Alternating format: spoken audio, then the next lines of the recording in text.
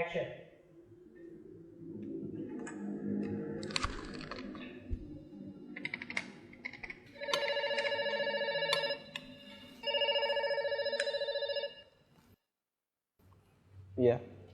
Halo, selamat siang Pak Ami.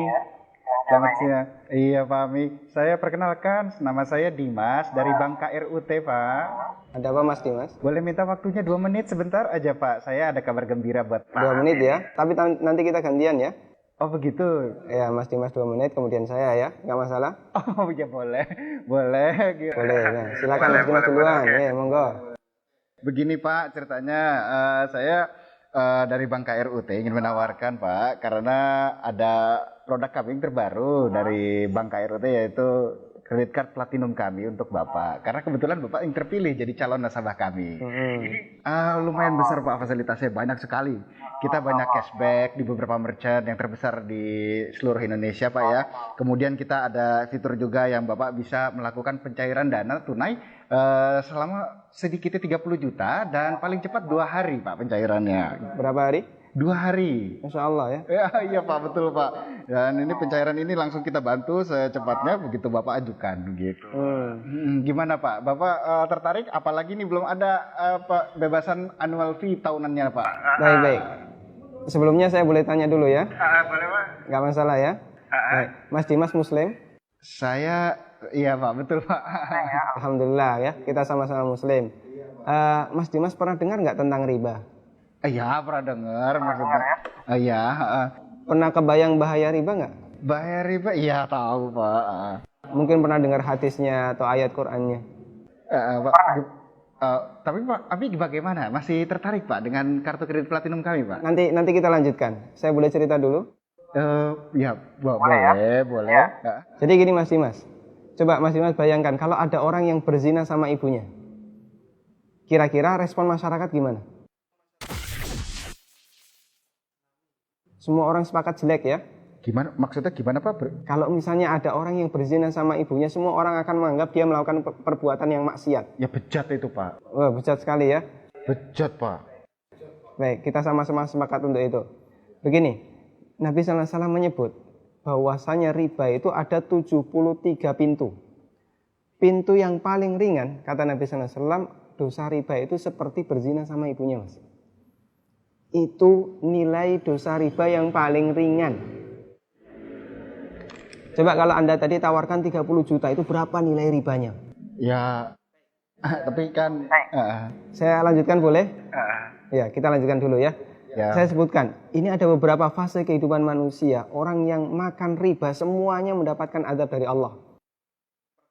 Pertama, ketika di dunia, orang yang makan riba itu ditantang perang oleh Allah. Coba Mas bayangkan. Kata Allah Subhanahu wa taala, ya ayyuhalladzina amanu taqullaha wa dharu ma baqiya minar riba. Wahai orang yang beriman, bertakwalah kepada Allah dan tinggalkan semua bentuk riba. Fa in lam taf'alu fa'dzanu biharbi minallahi wa rasulih. Kalau kamu masih ngeyel, enggak mau meninggalkan riba, umumkan perang dengan Allah dan Rasulnya. Coba, kalau kita ditantang perang oleh Allah dan Rasulnya, kira-kira ada enggak peluang untuk menang? Enggak ada ya? Ampun Pak. Ini yang pertama. Yang kedua, orang yang mati dalam kondisi membawa dosa riba, makan riba, nanti dia akan dihukum di kuburan dalam bentuk berenang di sungai darah. Masya Allah, berenang di sungai darah. Kata Nabi SAW, beliau pernah menceritakan mimpinya, dan mimpi beliau itu wahyu. Nabi SAW pernah melihat ada orang yang berenang di sungai darah, kemudian di tepi sungai ada orang yang membawa batu. Setiap orang ini berenang menepi, dilempari batu ke mulutnya, kemudian balik ke tengah. Ini yang kedua. Di alam kubur, dia mendapatkan azab berupa berenang di sungai darah. Yang ketiga. Masih ada yang ketiga Pak? Iya. Siap mendengar? Masih sanggup mendengarkan? Iya Pak. Iya, tapi saya lanjutkan ya. Iya Pak. Tapi ketika orang ini dibangkitkan oleh Allah dari alam kubur, dia dibangkitkan dalam kondisi sempoyongan, Mas. Allah Subhanahu wa taala bercerita, alladzina ya'kuluna riba la yaqumuna illa kama yaqumul ladzi yatakhabbathu syaitan minal mas. Orang yang makan riba, mereka akan dibangkitkan pada hari kiamat dalam kondisi sempoyongan seperti orang yang kerasukan. Iya Pak. Artinya yang lain berjalan normal, dia sendiri sempoyongan. Menyakitkan. Kemudian yang keempat, tadi sebelum hisab ya, ketika dia dibangkitkan sebelum hisab dia sudah disiksa.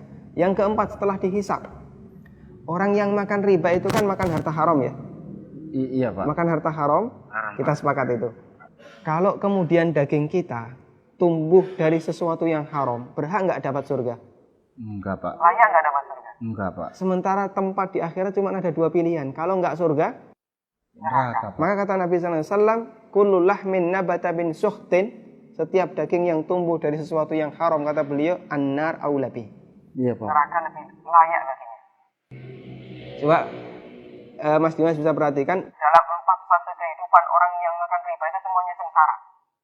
Ketika masih hidup di dunia dia ditantang perang oleh Allah.